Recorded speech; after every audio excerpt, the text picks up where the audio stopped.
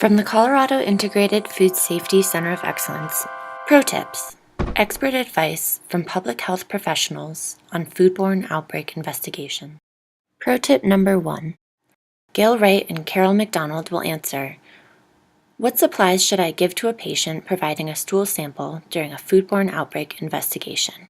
Hi, my name is Gail Wright, and this is Carol McDonald, and we're both regional epidemiologists. Carol worked with Denver Public Health, and I work with Broomfield County Health. And we're going to begin by just talking about what is included in the kit that you would drop off with the patient.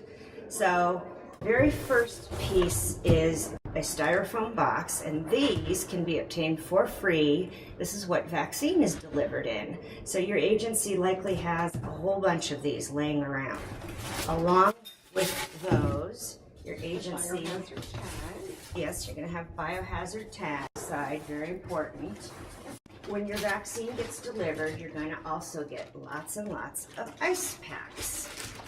And I'm going to go into more detail about the different kits we have. But we have in here a bulk stool container, and we have ova and parasite testing. And last but not least, we have, this is for bacterial stool testing, and it's called AMES. We call it an AMES swab. The other thing I have included in the kit is just directions in case the person's interested. And I have detailed instructions in writing. I'm going to talk them through it, but I'm also going to provide them with detailed instructions. This is on the CDPHE website also. Like Gail said, it's really good to go over with the client the step-by-step procedures. Yes, verbally. For most outbreaks, you're going to want to do bulk stool collection. So that is, and you have to use the correct container, which looks like this.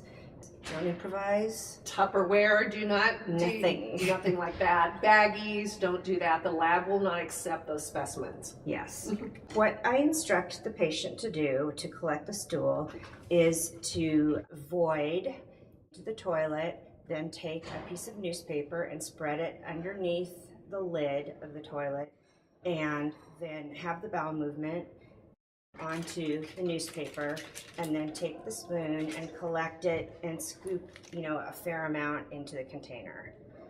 If you're requesting, in addition, if you're requesting ova and parasite, they're going to need to fill it up to the line, and there's a real good line in there. And if they're doing an AMES swab. And if the client's more comfortable, we will put in a pair of gloves for them to use. Gloves are good too. And washing their hands because they probably are ill. What I like to do is I actually open this package ahead of time for the patient and label this. I put their name and date of birth. And if I know the time that they're going to collect it, or date, I will put that on there. I instruct them to not touch the tip at all, except when they're ready to either insert about 1 inch rectally or touch it to the bulk stool. And then they're going to take the cap off and insert that in, and it's ready to go. So another little trick with that too, if they're requiring a bulk stool, what we have found is that we go ahead and take both specimens and have them use this one first. Sometimes that stimulates a bowel movement, and they can give this, much more easier. As you can see, I have labeled everything. It is so important. You don't want to go through all of this hassle and not have everything labeled. Each different specimen needs to be labeled with the person's name and date of birth. And so let's say I've collected ova and parasite. I leave it in the bag so that they can see how it's going to look.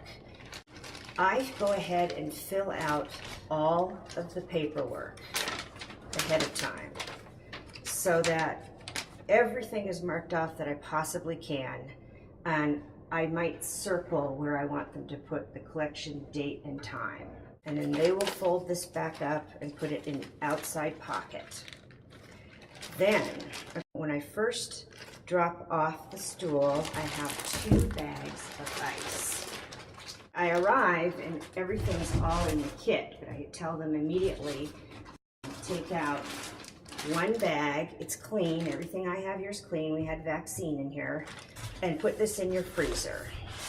Keep this other one on the porch, and when the next morning, when you've collected your stool sample, take this piece of ice, throw it away, and take your clean one out of the freezer, and put it in there. And then call me, and I will arrange to have the person pick it up.